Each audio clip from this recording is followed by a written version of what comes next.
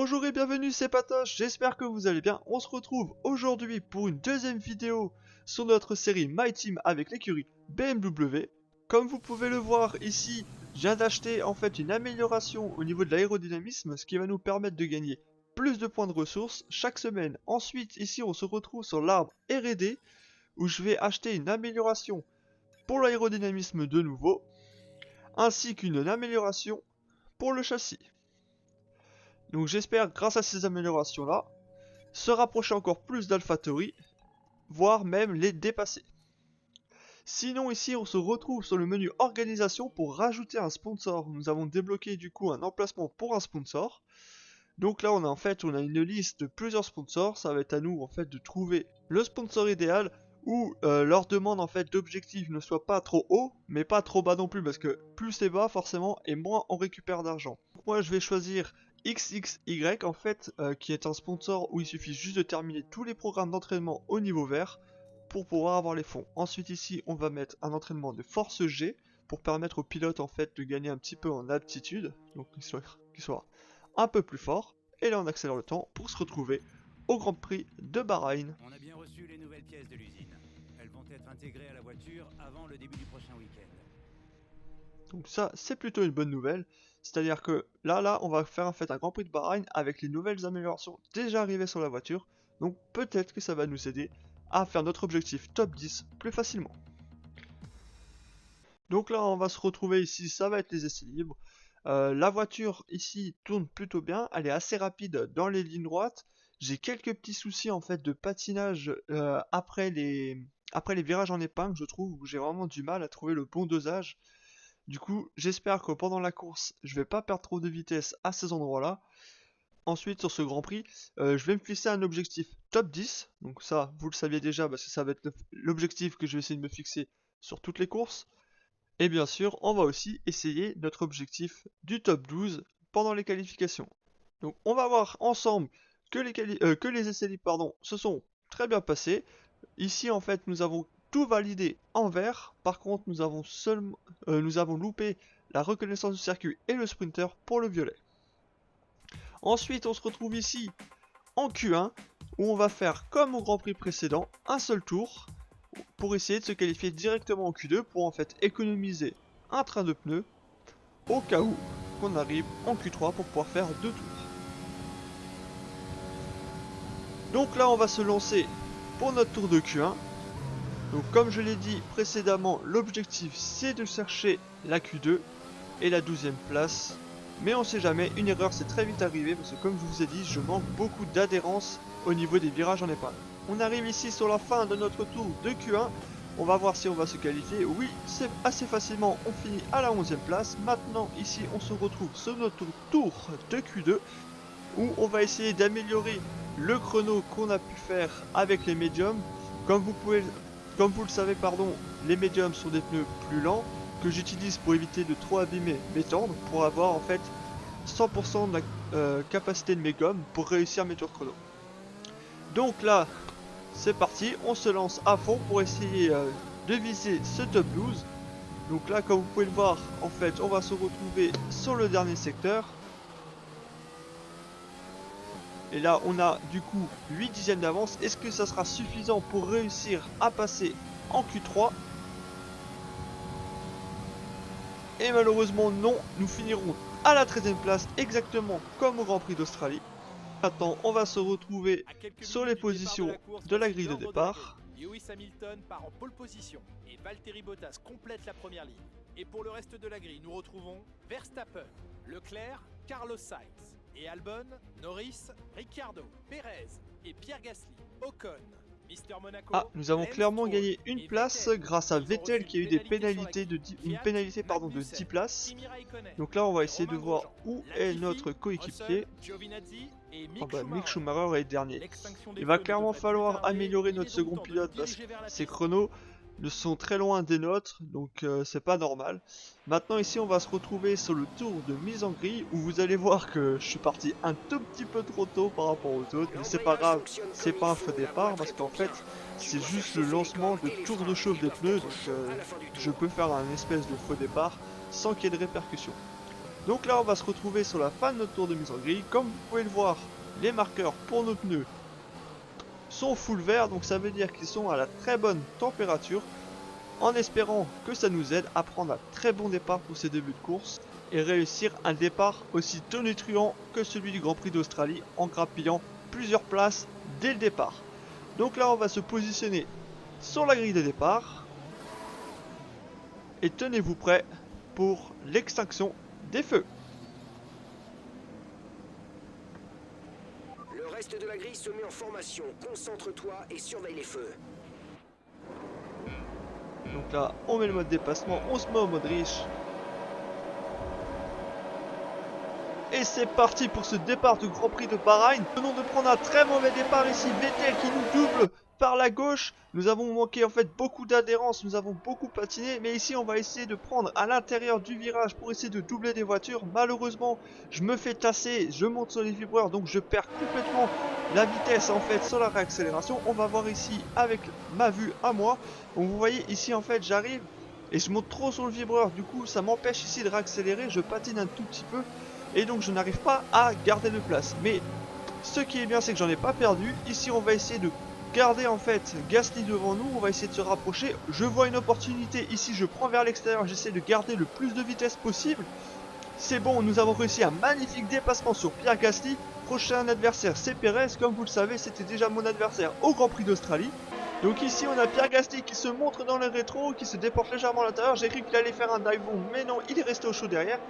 Ici, il se redécale, mais il se remet dans ma boîte de vitesse pour avoir le plus d'aérodynamisme possible. Ici, il se redécale pour essayer de me prendre grâce à sa vitesse de pointe. Ici, on voit, via la vue de mon pilote, que Gasly arrive à passer, mais grâce en fait à un freinage un peu plus tardif et surtout au fait que j'arrive à garder des gaz parce que je suis à l'extérieur, je vais réussir en fait à avoir plus de vitesse de lui et à lui repasser devant en lui coupant légèrement sa trajectoire. Donc là, je sens que ça va être tendu entre Gasly et moi.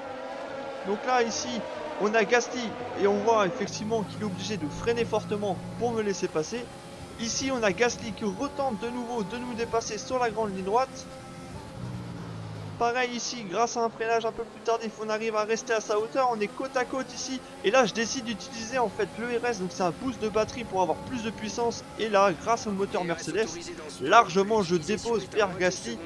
Maintenant l'objectif ça va être de rattraper les voitures de devant, donc Stroll et Perez. Donc on va essayer de ne pas perdre trop de temps en se battant avec Pierre Gasly pour pouvoir facilement rattraper les voitures devant. Donc là en fait on se retrouve au 7ème tour, j'ai rattrapé Stroll. On va essayer ici un dive bomb parce que j'ai beaucoup plus de vitesse. On essaie de reprendre un peu d'accélération. On va revoir en fait ici avec la vue en fait caméra de Stroll, on voit arriver ultra rapidement. Ici paf, je passe devant. Ici lui il glisse un petit peu la accélération, on le voit encore plus à cet endroit là.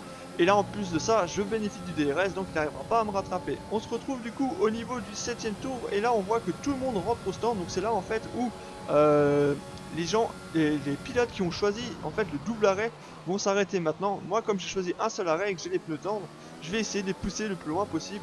Pourquoi pas réussir à rattraper Ocon devant, mais ça m'étonnerait car il y a quand même 4 secondes 5 d'avance sur nous. Ici on se retrouve au niveau du 10ème tour et en fait les personnes qui se sont arrêtées au tour numéro 7 pour changer de pneus et qui sont du coup sur une stratégie à double arrêt viennent de nous rattraper. Donc pour les premiers, ici j'ai Hamilton juste derrière moi, donc j'essaye en fait de pas perdre trop de temps et malheureusement ici en fait je loupe ma trajectoire. Du coup ça permet à Hamilton de passer assez facilement, même si en vrai je comptais pas vraiment me battre avec lui. Je sais très bien que la Mercedes est beaucoup plus puissante que ma BMW, mais maintenant on va essayer de rester le plus longtemps derrière lui sous la seconde pour en fait bénéficier du DRS.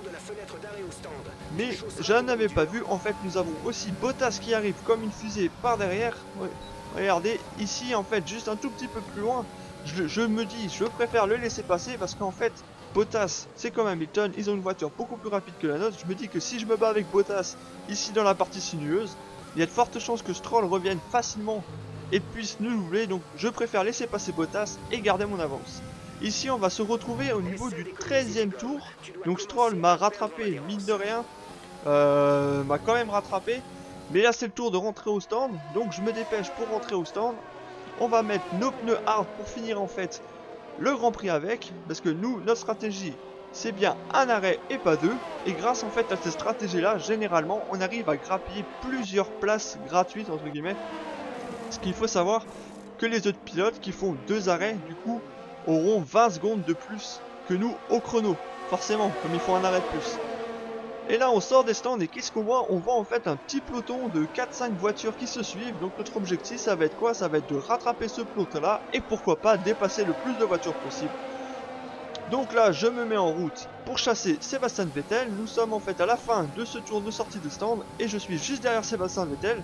J'utilise la totale puissance de mon moteur Mercedes. On voit que je le rattrape assez rapidement et du coup je me dis pourquoi pas essayer le dive bomb. Donc ici, paf, je prends à l'intérieur, je freine au plus tard possible, je réaccélère tranquillement, j'essaie de pas le toucher. Ici, on accélère, on patine un petit peu, mais ça passe. Donc là, l'objectif, c'est clairement d'essayer de rattraper Pérez, notre ami du Grand Prix d'Australie. Et du coup, ici, on se retrouve au niveau de la fin du 16e tour dans le secteur 3. On s'est bien rapproché de Pérez, mais même un peu trop ici, on a failli le toucher. Mais c'est pas grave, on réaccélère, on va profiter du DRS, on va utiliser la pleine puissance de notre moteur Mercedes.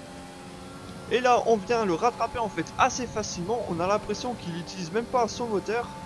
Et en fait on va se rendre compte, vous allez voir ici en fait sur la vue de Pérez, que là en fait il utilise un tout petit peu son mode dépassement au début. Mais comme vous pouvez voir à côté du 1, la barre elle est très courte, donc ça veut dire qu'il a plus de batterie. C'est pour ça qu'il n'a pas réussi à contrer mon dépassement. On se retrouve du coup au niveau du tour 18 avec Pierre Gasly devant nous. Mais en fait il rentre au stand, du coup on n'a même pas besoin d'aller chercher pour essayer de doubler. Maintenant on va essayer de temporiser parce qu'on va se retrouver un petit peu seul. Parce que du coup nos pilotes derrière nous sont assez loin. Vous voyez bien c'est Stroll derrière nous à 3 secondes 5. Et mais je pense que les pilotes qui sont à la stratégie de 2 arrêts et qui ont des voitures assez performantes vont très vite nous rattraper. Ensuite on va se retrouver ici au tour 20. Donc comme vous pouvez le voir, Albon nous a effectivement rattrapé, il est à 8 dixièmes de notre voiture.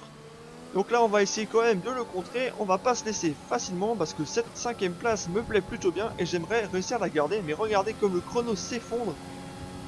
On a vraiment en fait 2 mondes entre les top teams et notre voiture. Pour le moment il reste toujours derrière nous, donc ça c'est plutôt bien. Mais je pense pas pouvoir le garder derrière très longtemps.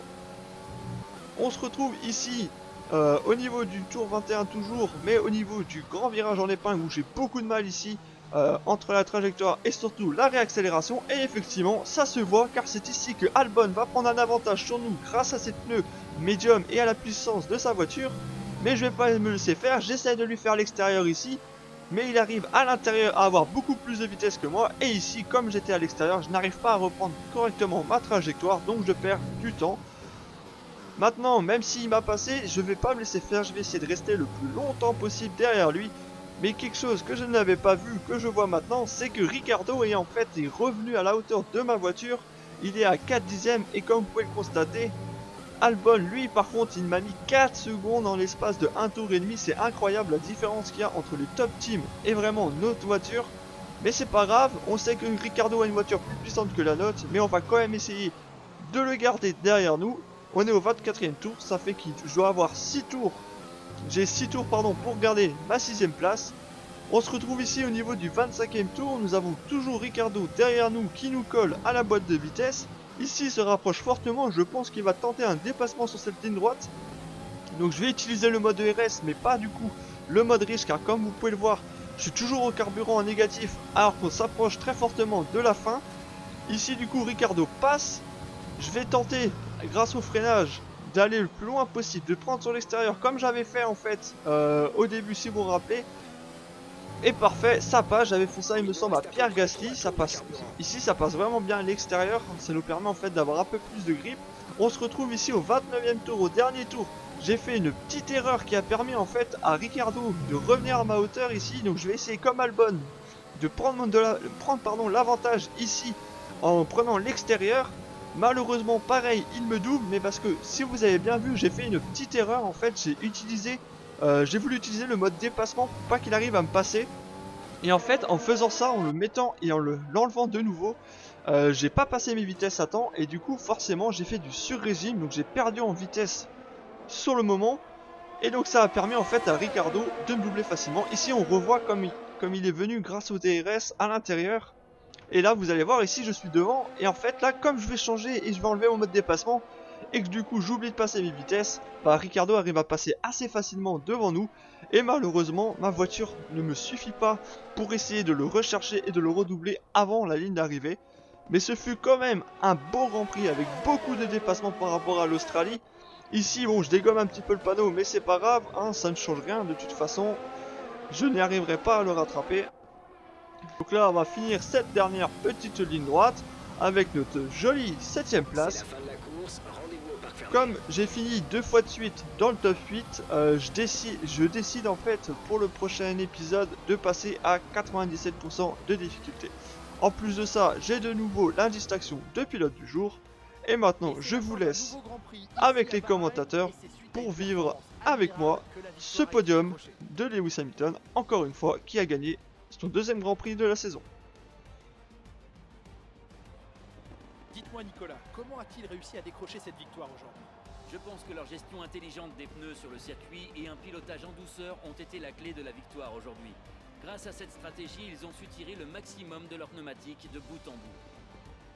Après cette excellente performance durant le Grand Prix, vous pouvez être sûr que l'équipe Mercedes va fêter ça dignement ce soir et ils le méritent bien.